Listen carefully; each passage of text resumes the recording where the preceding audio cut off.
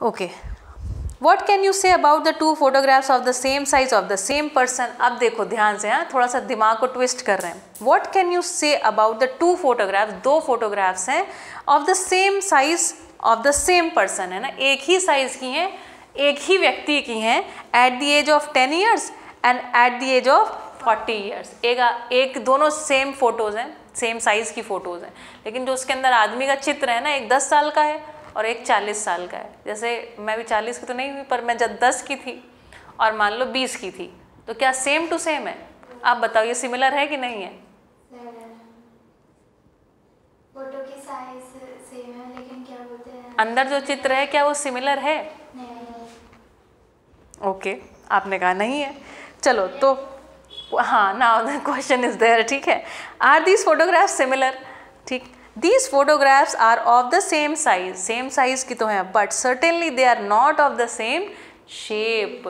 जो उसमें अंदर शेप है ना, वो भी कैसा है, अलग अलग चेंज हो गया शेप, ठीक है, बच्चा बड़ा हो गया, सो दे आर नॉट सिमिलर। ठीक, what does the photographer do when she prints photographs of different sizes from the same negative? Same negative मतलब एक छोटी पिक्चर हो और उसी पिक्चर का बड़ी, हमने कहा उसको उसी बहुत अच्छी फोटो आई, इसको फ्रेम कराना है, तो उसी छोटी सी पिक्चर का जो हमने कैमरा में लिया था इतनी बड़ी दिख रही थी, है ना, और थोड़ी बड़ी बनवाई और एक पूरी लार्ज साइज बनवा ली। ठीक, तो अब बताओ अगर ये इस टाइप की फ़ोटो को हमने बनवाया है, अब बताओ क्या ये सिमिलर है? Yes, why not? Same photo, जैसे ये फोटो हमने यहाँ पर लगा रखी फोटो फ्रेम में, ठीक, इसकी हमने एक छोटा साइज बनवाई और एक बहुत बड़ा साइज बना लिया, पूरी दीवार में लगा सकते हैं ऐसा पोस्टर। अब बताओ ये सिमिलर है कि नहीं है?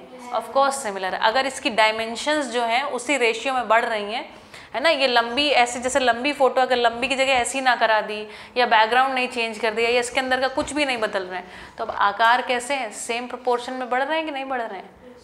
तो इसलिए ये सिमिलर फोटो होगी कि नहीं होगी? होगी। ठीक, ओके, तो कह रहे हैं, अच्छा आगे फिर उसी की चर्चा कर रहे हैं। You must have heard about the, नहीं, हाँ, what does the photographer do when she prints photographs of different sizes from the same negative?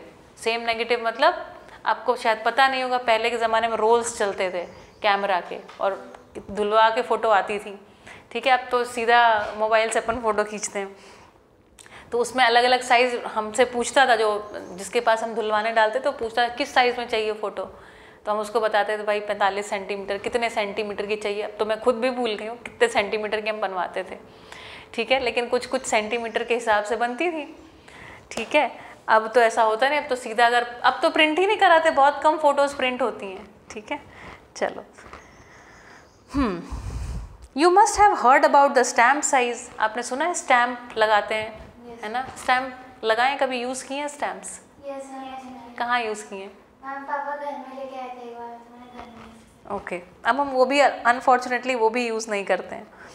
Passport size and post card size photographs, है ना, अब ये तो यूज़ किया आपने। पासपोर्ट साइज़ फ़ोटोग्राफ तो हर जगह है ना, यहाँ तक कि मेंटर प्लस के लिए भी आपको चाहिए होती है पासपोर्ट साइज़ फ़ोटोग्राफ, और पोस्ट कार्ड साइज मतलब लगभग इतनी बड़ी पोस्ट कार्ड के साइज़ की फ़ोटोग्राफ, ठीक है, वो भी अब हम प्रिंट आउट्स नहीं निकालते हैं, अपने हिसाब से प्रिंट आउट्स निकालते हैं। पहले लोग एल्बम्स बनाया करते थे, आपने पुरानी फ़ोटोज़ देखी होंगे, है ना, वो जो रेगुलर साइज़ होता है ना, वही पोस्ट कार्ड साइज़ को बोलते हैं, ठीक, उसी शेप का पोस्ट कार्ड होता था। आपने पोस्ट कार्ड देखा है? देखा है? अरे वाह, बढ़िया। She generally takes a photograph on a small size film, और जो फिल्म होती थी ना कैमरे की, वो लगभग इतनी बड़ी होती थी, बस इतनी बड़ी सी, ठीक है, उसमें ऐसे रील उसको बोलते थे हम लोग, कैमरे की जो रील या फिल्म होते थे, हाँ ब्लैक कलर की थी, उसमें आप एक्चुअली देख पाते हो, है, ठीक, बहुत बढ़िया, ठीक है। से ऑफ 35 mm साइज, उसका साइज क्या रहता था 35 mm, then enlarges it into a bigger size, say 45 mm और 55 mm. Thus, if we consider any line segment in the smaller photograph, its corresponding line segment is the bigger photograph will be 45 by 35 या 55 by 35। तो कह रहे हैं उसमें एक ratio होता होगा या रेशियो होता ही है, ठीक है। अब वो लाइन अगर, जैसे मान लो एक चित्र हमने खींचा, वो चित्र किसी चीज़ का है, जैसे मान लो किसी इस स्विच बोर्ड का एक चित्र खींचा, तो 35 इतने बड़े वाले में अगर लाइन कुछ छोटी थी और जब हम उसका प्रिंट आउट निकालेंगे तो वो उसी रेशियो में बढ़ेगी कि नहीं बढ़ेगी? बढ़ेगी। मान लो उसके हिसाब से 10 गुनी हो गई या 15 गुनी हो गई, ठीक है, समझ में आया? उसको हम जैसे मैंने अभी समझाया था स्केलिंग फैक्टर, ठीक है, okay. This really means that every line segment of the smaller photograph, अब आप कल्पना कर पा रहे हैं ना अपने मन में, ठीक है। दिस रियली मीन्स, इसका सच में क्या मतलब है? ये मतलब है कि हर line segment of the smaller photograph is enlarge, enlarge मतलब बढ़ जाता है, इंक्रीज हो जाता है इन द रेशियो ऑफ 35/45 और 35:55, जैसा हमने साइज रखा है अपने फोटो का। It can also be said that every line segment of the bigger photograph is reduced in the ratio 45/35 और 55:35। तो कह रहे हैं इसको उल्टा भी कह सकते हैं। अगर हमने बड़े फोटो को देखा है तो फोटो के हिसाब से अगर देख रहे हैं तो कह सकते हैं ये फोटो के हिसाब से रील में छोटा दिख रहा है, ठीक, उसके उल्टे हिसाब से, ठीक है। अच्छा, further if you consider inclinations, inclinations मतलब क्या होता है? एंगल्स। इंक्लिनेशन मतलब झुकाव, झुकाव मतलब कोण, कोण मतलब angles. Between any pair of corresponding line segments in the two photographs of different sizes, you shall see that these inclinations are always equal, क्योंकि शेप क्या है? सेम टू सेम होने वाली है, तो एंगल्स भी क्या होने वाले हैं? एंगल्स क्या होने वाले हैं? डिट्टो सेम टू सेम होने वाले हैं।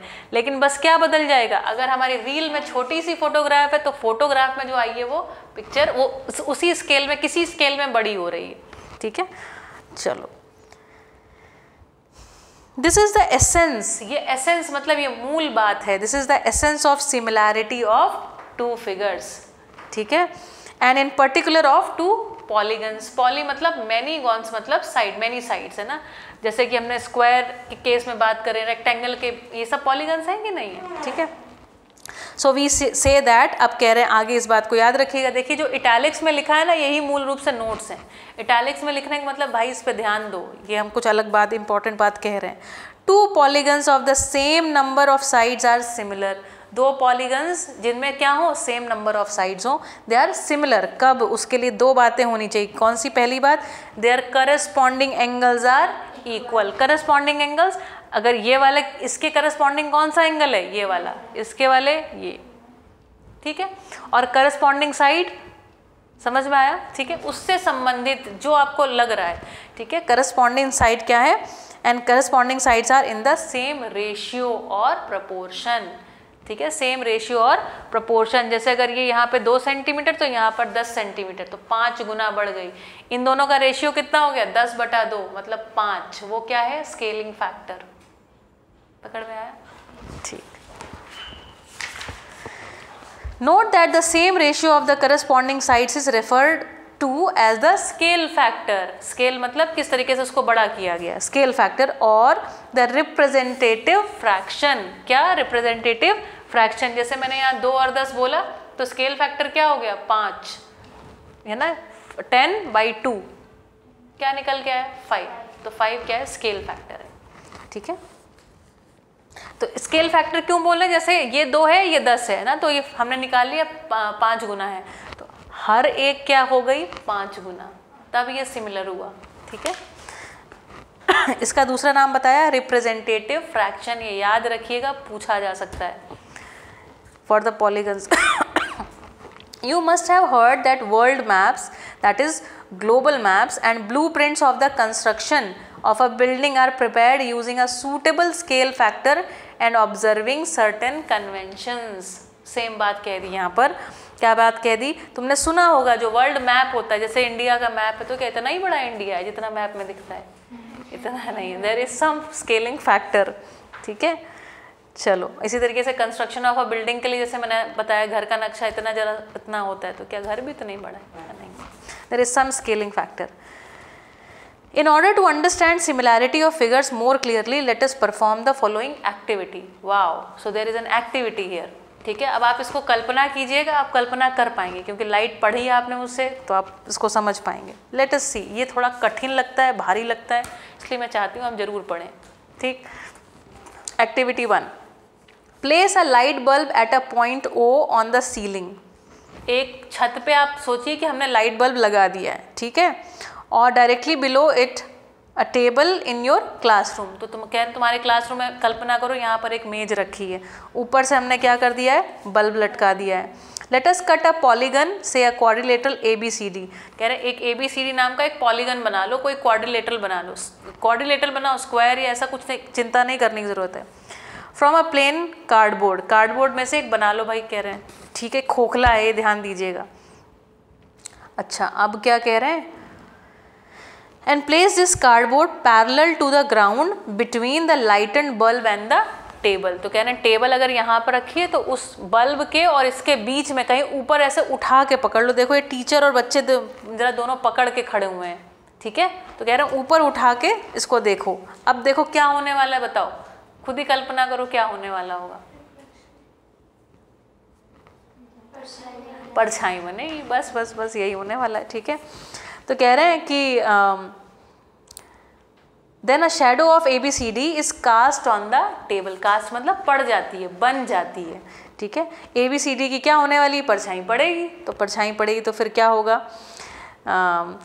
अच्छा, then a shadow of ABCD is cast on the table, mark the outline of this shadow as A prime B prime C prime and D prime. तो कह रहे हैं अब ये जो परछाई बन रही है ना, इस परछाई को तुम क्या करो, पेंसिल से या किसी मार्कर से उसको खींच लो। तो खींच लिया उन्होंने, देखो नीचे बना दिया एक ABCD करके।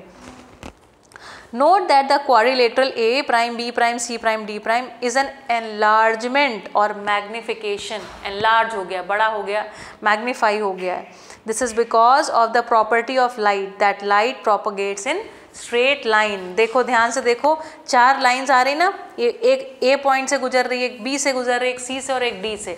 तो लाइट्स कैसी चल रही हैं, स्ट्रेट लाइन से। तो लाइन तो आगे बढ़ती चली जाएगी, ठीक है। तो लाइन आगे बढ़ती जा रही है, शैडो कास्ट हो रही, तो अपने आप क्या हो गया, थोड़ा सा वो एंगल सब अपने आप एनलार्ज होता चला जा रहा है। चलो इसको देखें, है ना, लाइट सोर्स एंगल एनलार्ज हो रहा है। अब यहाँ पर देखते हैं एंगल की क्या हाल है। नोट दैट द क्वाड्रिलेटरल, इसको A डैश B डैश भी आप पढ़ सकते हैं, A dash B dash C dash D dash is an enlargement of the quadrilateral ABCD। This is because of the property of light that light propagates in a straight line.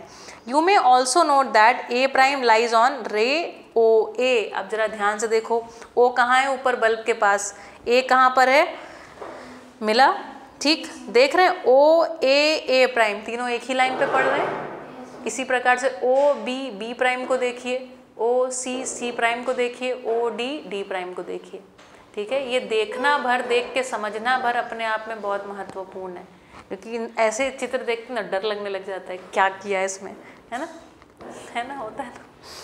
चलिए चलो, thus, है ना, thus quadrilaterals A dash B dash C dash D dash and ABCD are of the same shape but of different sizes.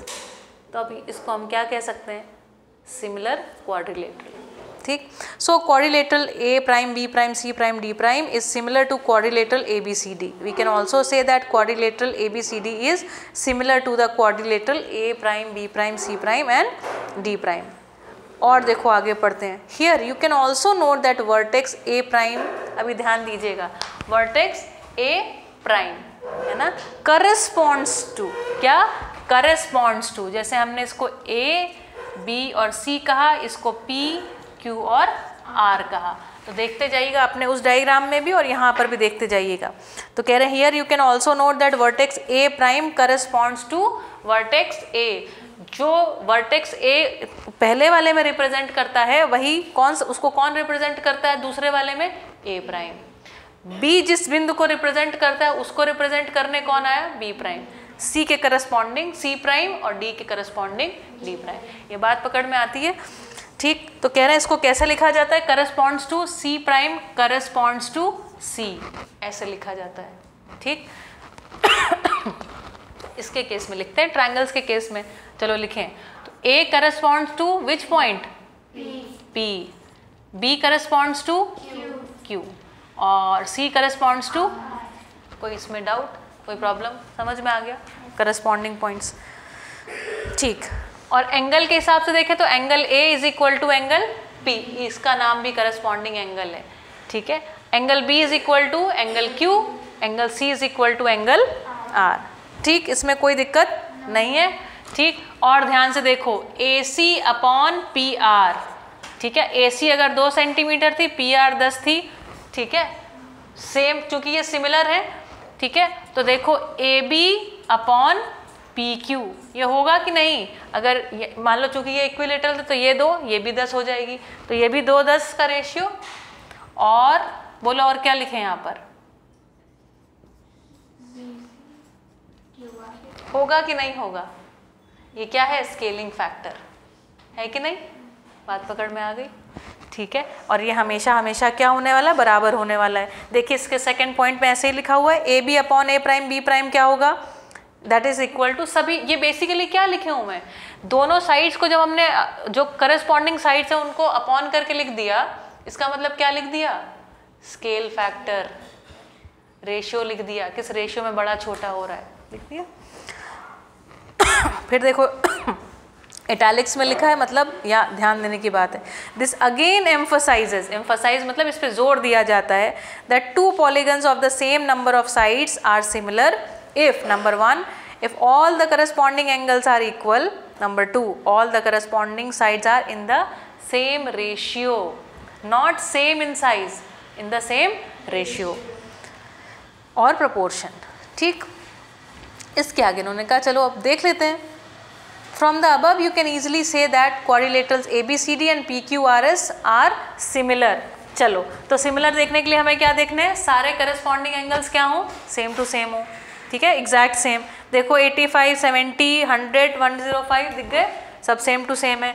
और क्या होना चाहिए? Ratio of the corresponding side should be also the same. तो देखो हमने कहा 2.1 upon 4.2, ये corresponding side दिख रही है, AD और PS दिख रही, ठीक है, this is equal to what? 1/2। फिर उसके बाद हमने देखा 1.5 अपॉन 3.0, ये कितना आया? 1.2। फिर हमने 5.0, सॉरी ऊपर छोटे वाले के लिए रखना 2.5 अपॉन 5.0, 1/2। फिर हमने रखा 2.4 अपॉन 4.8, फिर से क्या आ गया?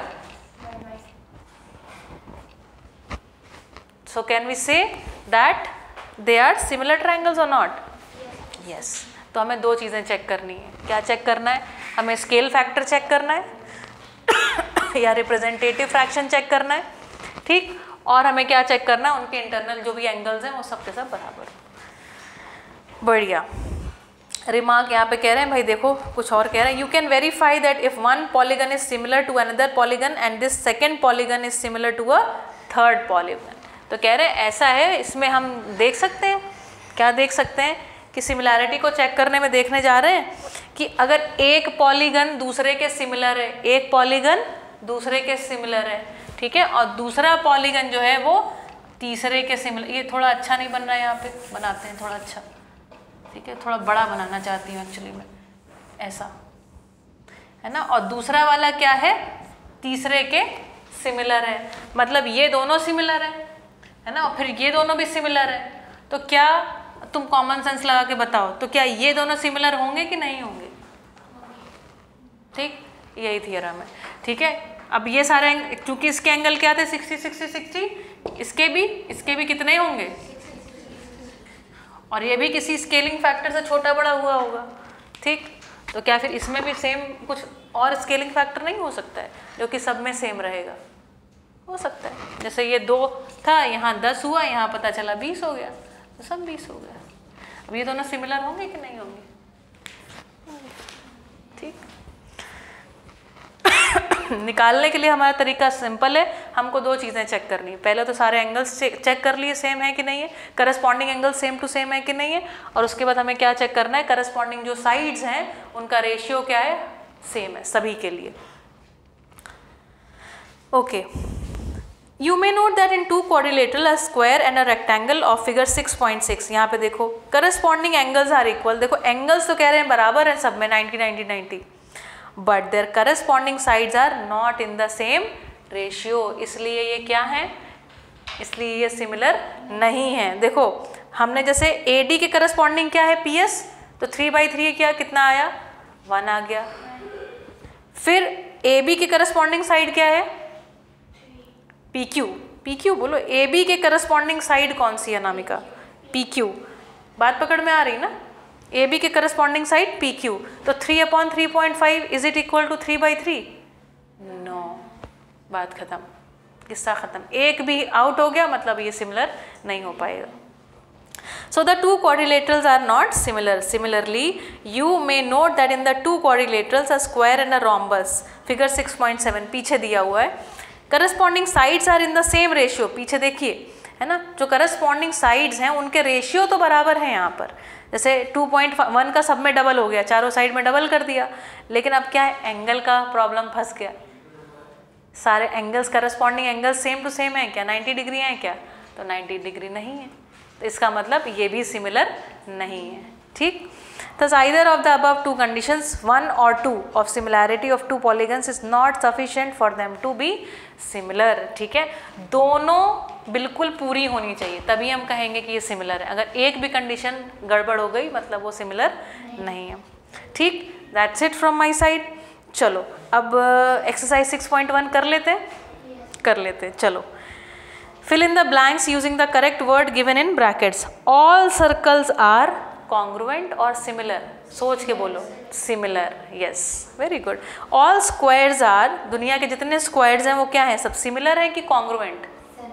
Similar, not congruent, क्योंकि हमें sides पता नहीं उनकी। ठीक है, all dash triangles are similar. सभी कौन से triangles हैं जो similar होंगे, isosceles या equilateral? Equilateral। आपकी लिखा तो नहीं हुआ है ना किसी के बुक में? हाँ, okay. 2 polygons of the same number of sides, 2 polygon से कल्पना करिएगा, पॉलीगन्स मतलब मैनी साइड्स के कुछ हमारे पास फिगर्स हैं, of same number of sides are similar, number if number 1 their corresponding हाँ, ये हमारी 2 कंडीशंस हैं। ठीक है, तो कौन सी 2 कंडीशंस हैं, वो कंडीशंस क्या कहती हैं? Number 1 condition is their corresponding angles are dash, क्या होने चाहिए corresponding angles? Equal. Number B या बी लिखा हुआ है, their corresponding sides are equal या प्रोपोर्शनल? करस्पॉन्डिंग साइड्स जो है वो इक्वल होनी चाहिए या प्रोपोर्शनल होनी चाहिए सिमिलर होने के लिए?